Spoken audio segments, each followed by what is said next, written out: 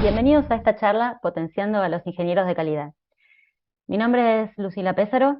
Hace casi 10 años que trabajo en Avature, que es una empresa que desarrolla software de gestión de recursos humanos. Entré a la empresa por el área de soporte técnico, pasé por varias áreas client facing y después de algunos años me pasé al área de ingeniería y me sumé como QA a un equipo de desarrollo. Y hace poco me cambié de equipo y entré al área de ingeniería de calidad, que trabaja en mantener y mejorar la calidad cross teams en la empresa. Durante los últimos 2 o 3 años también trabajé armando contenido sobre testing para algunas plataformas de educación online. Colaboré también como ingeniera de calidad en proyectos de desarrollo independiente y un poquito también con el sombrero de analista funcional. Di clases de testing en Codo a Codo por un tiempo, que es un programa del gobierno de la Ciudad de Buenos Aires. Y bueno, sobre mis estudios puedo decirles que no me recibí de ninguna carrera. Estudié ciencias de la comunicación, estudié traductorado de alemán, un poco de electrónica también. Em, y bueno, traté de sacar un poco de cada cosa para lo que es mi trabajo actual. Sobre la charla de hoy, quería charlarles un poco sobre Shift Left Testing, de qué se trata, contarles cómo fue nuestra experiencia dentro de Avature, moviendo actividades de testing hacia la izquierda del ciclo de desarrollo, qué resultados nos dio a nosotros, y en definitiva, que se puedan llevar qué ajustes y qué buenas prácticas pueden aplicar ustedes para generar un flujo de trabajo más eficiente, que libere tiempo del equipo de testing, que mejore la calidad y que por consiguiente también que mejore lo que es el día a día laboral y la relación dentro del equipo. Nuestra agenda para la charla de hoy va a pasar por estos puntos: historias tristemente célebres, un repaso sobre los conceptos principales del Shift Left, un repaso sobre los beneficios que plantea, contarles, bueno, cómo fue nuestra experiencia aplicando esta estrategia, qué resultado nos dio, qué factores ustedes podrían tener en cuenta para instrumentar este movimiento hacia la izquierda, una reflexión final y finalmente espacio para preguntas. Bueno, comencemos con algunas historias comunes del testing reactivo o por inercia, como le llamo yo. A grandes rasgos, ya sea en metodologías ágiles o de desarrollo en cascada, encontramos etapas bien definidas que podríamos generalizar un poco como etapa de requerimientos, diseño, desarrollo y finalmente una etapa de testing. Ahora bien, cuando dejamos todas las tareas de testing para el final, a la derecha extrema del proceso, pueden suceder muchas situaciones indeseables casi de manera asegurada. Voy a citar algunos ejemplos a ver si les resuena alguno. Ejemplo, empiezo a revisar el desarrollo y ya tengo un deadline en la puerta. Me es muy difícil cumplir con nuestros KPIs o nuestros indicadores de performance porque hay demasiadas actividades a llevar a cabo en muy poco tiempo. Encuentro un bug testeando, pero me tengo que reunir a verlo con el desarrollador y con el dueño del producto porque la especificación no es clara. Terminamos definiendo que lo que encontré es un bug y el caso va a tener que volver a desarrollo. Cuando la corrección de lo reportado esté lista para que la testee, estoy aún más ajustada de tiempos. Y todo esto se traduce en delays, en demora.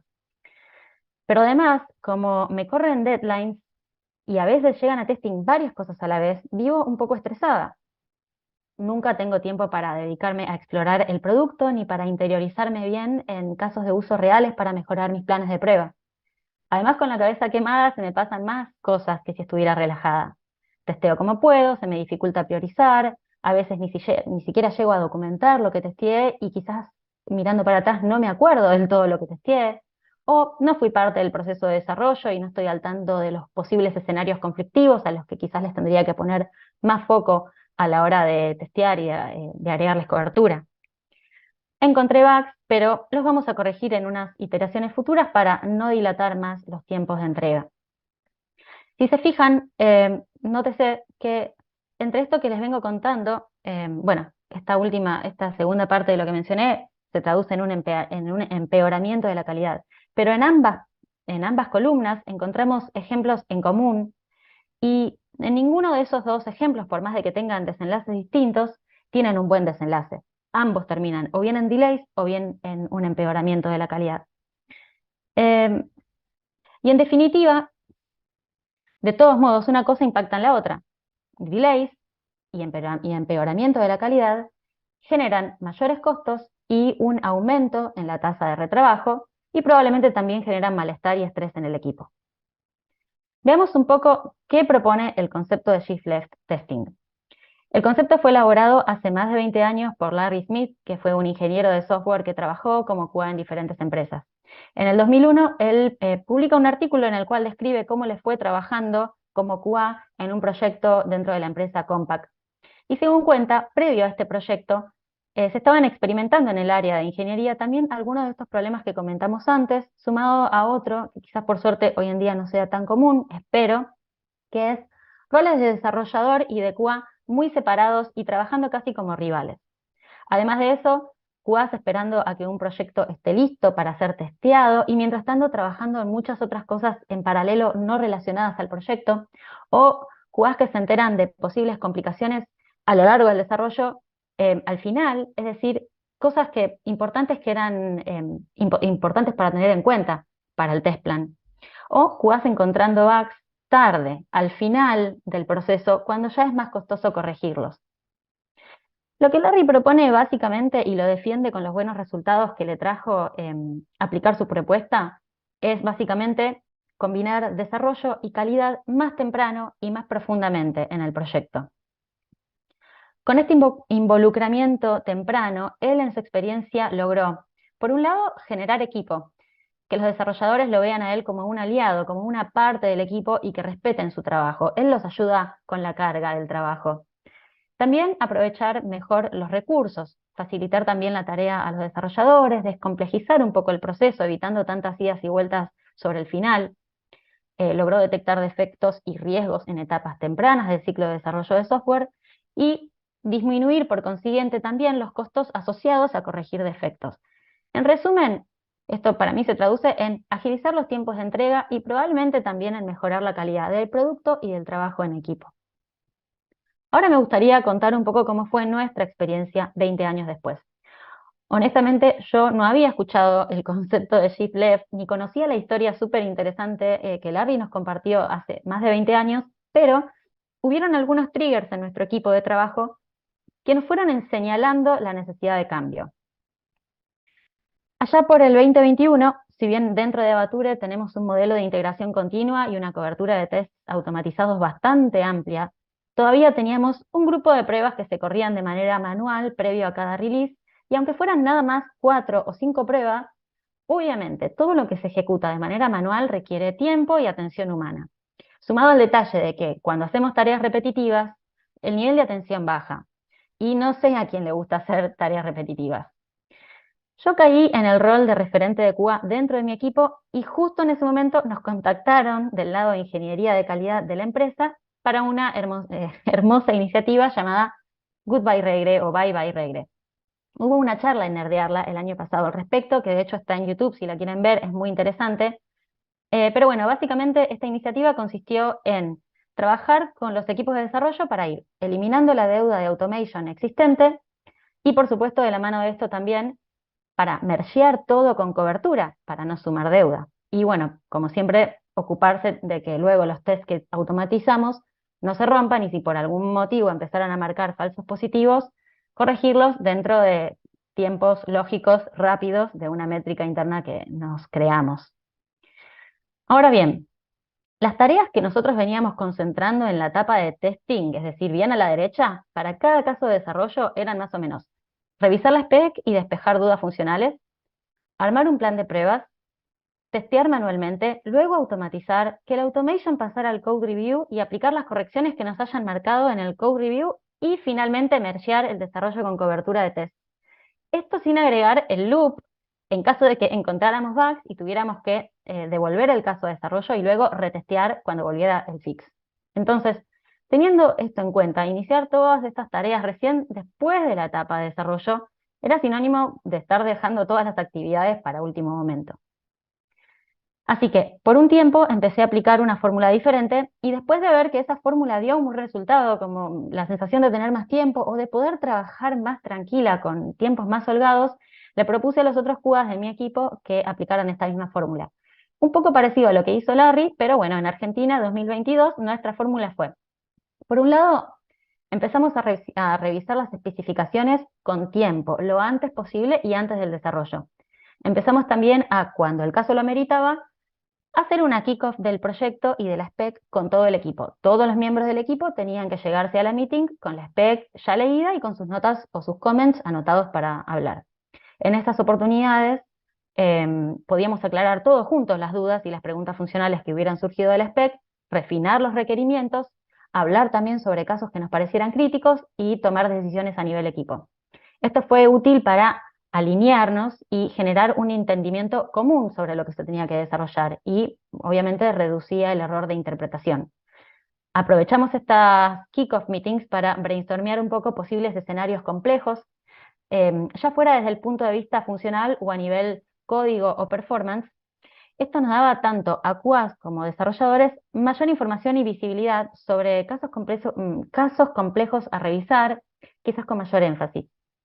Y bueno, uno de los objetivos de esta revisión temprana, fuera o no fuera con una kickoff meeting, era detectar los posibles errores que se pudieran estar introduciendo desde la spec y corregirlos ahí mismo. Así, teníamos la oportunidad de mejorar la documentación cuando encontráramos algún gap o contradicción o cuestión confusa o inclusive algo que estuviera mal, y que ese error del spec no se trasladara al desarrollo. En esta etapa, en algunos casos, también ya podíamos distribuirnos las tareas de cobertura de test con los devs, o sea, quién cubre qué, ¿no? Y bueno, en los casos en los que no valiera la pena hacer una kickoff por la naturaleza del caso, de todos modos las tareas eran revisar la spec ni bien estuviera disponible, anotar las dudas funcionales, despejarlas con el analista del producto, dejar documentado lo que se hubiera aclarado y paso 1 terminado. El siguiente paso fue armar el test plan. Armar, aunque sea un borrador del test plan de pruebas, antes de que el desarrollador comenzara a desarrollar o lo antes posible. Y dejar al menos documentados escenarios de prueba, si no se podía armar el test plan completo, ¿no? Hacer esto antes de que comenzara el desarrollo era lo ideal para darle visibilidad a los desarrolladores sobre lo que luego se iba a testear. Porque pensamos que si los devs tienen presentes esos escenarios a la hora de desarrollar, es posible que luego se encuentren menos bugs al testear esos mismos escenarios porque suponemos que el dev los pudo leer, los pudo tener en cuenta en la etapa de desarrollo. Tener el test plan de pruebas armado desde temprano también nos da la posibilidad, o nos daba la posibilidad de conseguir los recursos que íbamos a necesitar desde el comienzo, conocerlos y por lo tanto conseguirlos. Podría ser algo físico como algún dispositivo, pero también podría ser algo no físico como la necesidad de adquirir un nuevo conocimiento, si teníamos que usar un framework nuevo o aprender a hacer, no sé, algún tipo de pruebas quizás de performance que no veníamos haciendo.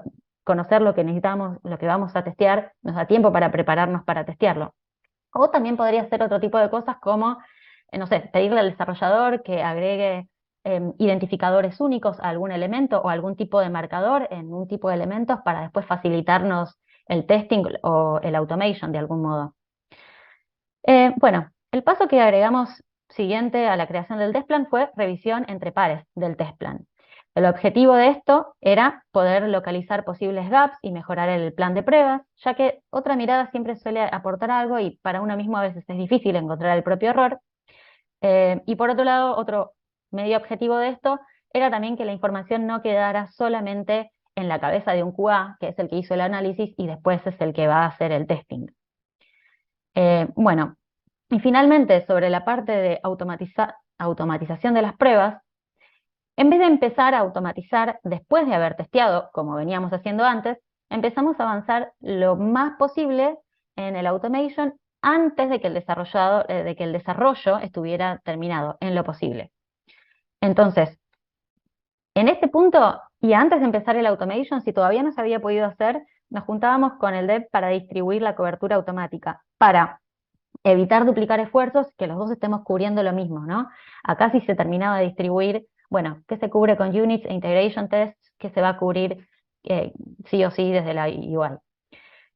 Bueno, otra parte interesante de este punto es que se podría reaprovechar el código. Si el QA tuvo tiempo de automatizar antes, quizás el dev podría reaprovechar esa parte del código quizás de seteo de ambiente y viceversa, ¿no? Si los devs lo pudieron hacer antes, quizás al QA le servía algo de ese código para sus propios tests. Ahora, la idea de esto es que cuando la feature o el fix ya estaba desarrollado y listo para probar, se terminaba el automation, se corrían las pruebas y con esto nos ahorramos un montón de tiempo de configuración manual y ejecución manual. Y aunque no nos ahorremos todo el tiempo de ejecución manual, porque sí testeamos manualmente, enfocamos el testing manual en pruebas que agreguen valor. Bueno, más allá de la descompresión de las tareas en el tiempo o de la sensación de tener tiempos más holgados y relajados, en números lo que observamos es que inmediatamente después de la iniciativa de la Goodbye Regre, con todos estos reordenamientos que implementamos para alcanzar las metas que nos habíamos propuesto, la cantidad de bugs que llegaron a producción se redujo en un 50% durante todo el periodo del post-Goodbye Regre. Otros resultados un poco más cualitativos que observamos fueron mejor distribución de la cobertura de tests automáticos, un cambio progresivo en el mindset dentro del equipo, mayor colaboración, mejor alineamiento interno con respecto a procesos y al producto, una reducción de tareas hechas de manera rutinaria o por inercia, y en relación a esto, la necesidad de generar criterios y aprender a llevar las responsabilidades de cada rol. También mejoramos un poco la documentación, que luego queda como referencia para otros equipos o consumidores, y tuvimos también mayor visibilidad sobre dónde están nuestros gaps y oportunidades de mejora dentro del equipo. Ahora hablemos un poco sobre cómo podrías analizar vos, cómo aplicar los conceptos de Shift Left a tu ciclo de desarrollo. Primero que nada, puede ser útil entender cuál es la necesidad, cómo está el proyecto, cómo está la gente, entregan a tiempo, en qué estado están las cosas, ¿hay alguna métrica o indicador de performance para que los ayude a evaluar en dónde están y a dónde tendrían que llegar? Identificar los gaps como primera medida es importante para conocer los problemas y poder priorizarlos, ponerse metas a mediano o corto y largo plazo, pero en diferentes plazos, porque no es muy realista querer cambiar todo en un solo día. ¿Qué elementos creo que es importante tener en cuenta para poder ir instrumentando el reordenamiento de actividades? Por un lado, conocer el ciclo de desarrollo que usamos. Saber dónde estamos parados y cómo nos movemos. ¿Qué etapas tiene nuestro ciclo de desarrollo? ¿Cuáles son las metas o los entregables específicos de cada etapa? ¿En qué ciclo o en qué sprint estamos? Por mencionar algunas cosas.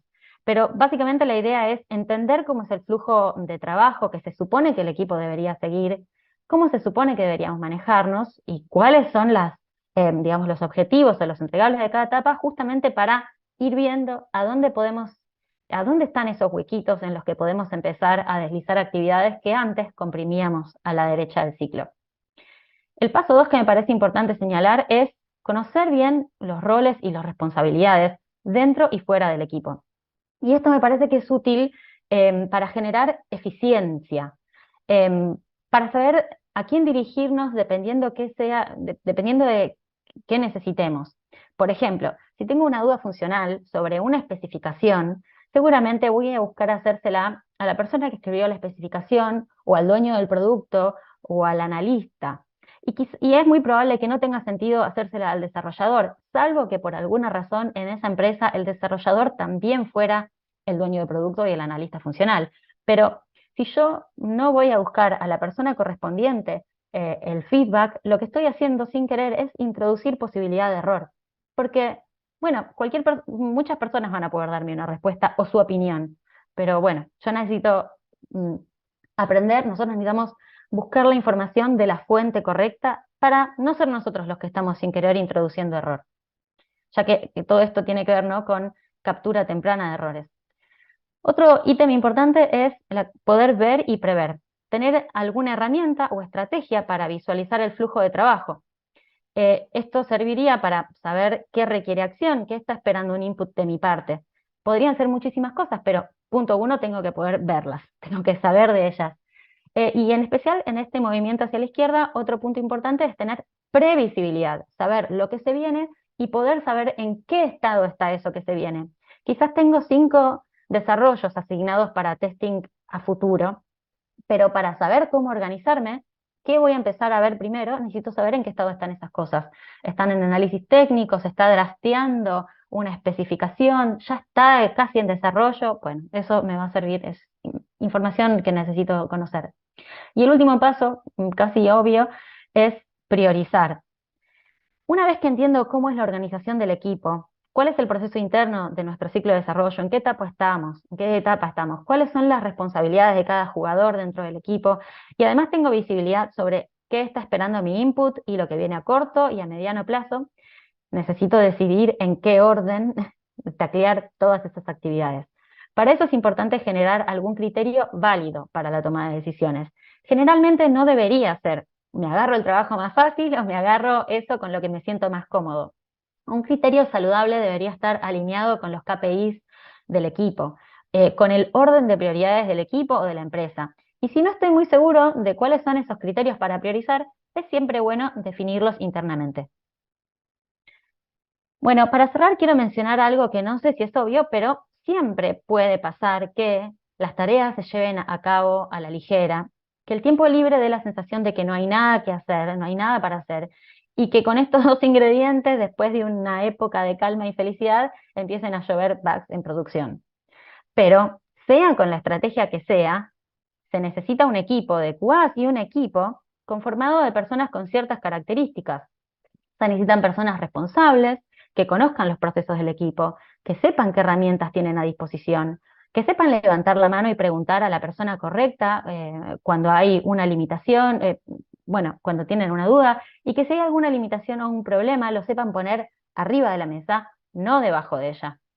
El reacomodamiento del orden de las tareas da lugar para ver mejor también a los jugadores involucrados. Y podríamos preguntarnos, ¿somos responsables con nuestras tareas? ¿Colaboramos dentro del equipo?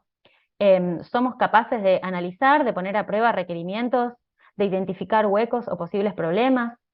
¿Tenemos el grado de creatividad que nos permita ir más allá del requerimiento o de la spec o de la historia de usuario a la hora de diseñar un plan de pruebas, o nos limitamos a revisar como si fuera un checklist solamente lo que dice la especificación o la historia? ¿Sabemos organizar nuestras tareas con alguna lógica que sea válida para el equipo? ¿Sabemos expresar casos de prueba de modo que otros los puedan comprender? Aunque no seamos del todo buenos en todos estos aspectos, al mover tareas hacia la izquierda, por lo menos nos da un poco más de lugar para dedicarnos a completar cada una de estas tareas, muchas que son de análisis, con la mente más fresca, sin tener un deadline mirándonos desde el umbral de nuestra puerta. Cómo utilicemos ese espacio dependerá de cada uno, pero si a la larga lo desaprovechamos por inercia o por mala costumbre o por la razón que sea, también este movimiento pone un poco más de manifiesto a dónde se encuentran las posibilidades, las oportunidades de mejora. Así que, ya sea que los objetivos de captura temprana de bugs, de ahorro de tiempo valioso, de ahorro de recursos, se cumplan de entrada o no, creo que vale la pena trabajar en el cambio, que es probablemente más un cambio de mindset que otra cosa, y construir la calidad desde todo el equipo. Bueno, esto es todo lo que tengo por hoy. Espero haberles aportado algún concepto o alguna idea interesante. Les dejo mi LinkedIn por si me quieren conectar, contactar, y bueno, muchas gracias por haber estado ahí escuchando.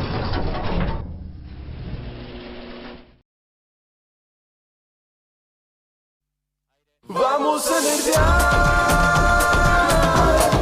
Vamos a nerdear.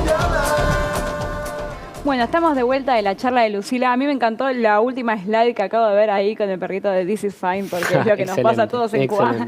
Lucila, ¿cómo estás? ¿Me estás escuchando? Buenas, sí, te escucho. ¿Cómo ¿Qué estás? tal? Bienvenida. Tenemos un montón de preguntas para vos, así que si te parece, voy con las primeras y después te invito a que te quedes en Swapcar si querés responder las que quedan. Dale. Voy con la primera que nos pregunta Gianfranco. ¿Qué pasa cuando hay una sola persona en el equipo de QA y cómo actuar para manejar esos tiempos? Bueno, ¿vieron la última parte de la charla que tiene que ver con conocer bien el proceso y ver a dónde puedo empezar a meter actividades, correrlas hacia el principio? Eso es lo más importante. Y quizás no hacer tanto hincapié en un test plan súper todo prolijito, sí pensar en dejar documentados escenarios de testeo, como para poder aprovechar estos consejos, ser muy eficientes, y con el tiempo, digamos, esa corrida hacia la izquierda va a hacer que aunque seas uno, puedas atrapar bugs temprano. Entonces, quizás todo el workload que tenés hoy en día, si haces las cosas hacia el final, se va a ir aliviando y te va a cambiar la vida. Buenísimo. Algo así. Otra pregunta que tenemos es, ¿qué información suelen incluir en el test plan? ¿Y cuál es el nivel de detalle recomendado? Que bueno, creo que se responde un poco con la pregunta anterior, ¿no? Lo más importante es que se entienda, que otra persona pueda entender qué se va a testear, cuál es el comportamiento esperado. Yo no soy fundamentalista del nivel de detalle tipo Excel, todo, pero bueno, eso también es algo que se tiene que ver, depende de cada equipo de trabajo, que es sus requerimientos a nivel proceso. Bien. Otra pregunta que tenemos que es bastante interesante y creo que acá podemos estar hablando un montón del tema, pero ¿qué recomendás cuando una empresa no tiene área de QA y está implementando un área de QA? ¿Cómo gestionar este cambio? Bueno, ahí esa es la ley y me parece que si el área de QA se está gestionando de cero, es excelente para tratar de hacerlo lo mejor posible de entrada. Entonces, de nuevo, prestarle mucha atención a cuál va a ser esta definición de procesos, como para que después el trial and error que te va a llevar a el proceso ideal en tu empresa no sea tan lento y tan borrascoso. Entonces, de nuevo, traten de ver, ahí yo les hice un timeline de un montón de actividades que son como importantes y están en el testing. Traten de distribuirlas a lo largo del proceso de desarrollo y de nuevo, no dejarlas para el final. Si están implementando es el momento perfecto para hacerlo lo mejor posible. Traten de tomar esos consejos. Sí, por supuesto, también siempre involucrar al equipo de testing durante el proceso de desarrollo, incluso antes de diseño, siempre va a hacer que tengas menos bugs después, ¿no? Exacto, desde lo antes posible. Bien, y por último te voy a hacer una pregunta. ¿Este tipo de organización es compatible con la metodología Scrum? Preguntan por acá. Sí, por supuesto. O sea, nosotros trabajamos, bueno, no usamos Scrum, pero usamos una metodología ágil que tiene muchísimas ceremonias, o sea, es como Scrum, por ahí no tan fundamentalista, pero sí. Y bueno, estaba también en el dibujito, ¿no? Que les puse, pero sí. Y así en esos tiempos ágiles de 2 semanas es ir metiendo estos pasos de nuevo. Al no dejar todo para el final y al no estar encontrando los bugs recién al final, es perfecto para la metodología ágil, porque realmente podés mejorar la calidad un montón y como te liberás mucho tiempo, te da para ir haciendo, digamos, este proceso de testing metido en todas las fases, en todas las actividades que hay a lo largo del desarrollo ágil, del ciclo de Scrum. Bien, bueno, Lucila, me encantaría seguir hablando con vos porque es súper interesante lo que estás contándonos. Te agradecemos por haber estado acá en el Nerdearla y por presentar tu charla y nos vemos pronto. Gracias. Bueno, muchas gracias por el espacio. Nos vemos. Adiós. Ya volvemos, no se vayan que tenemos una tanda.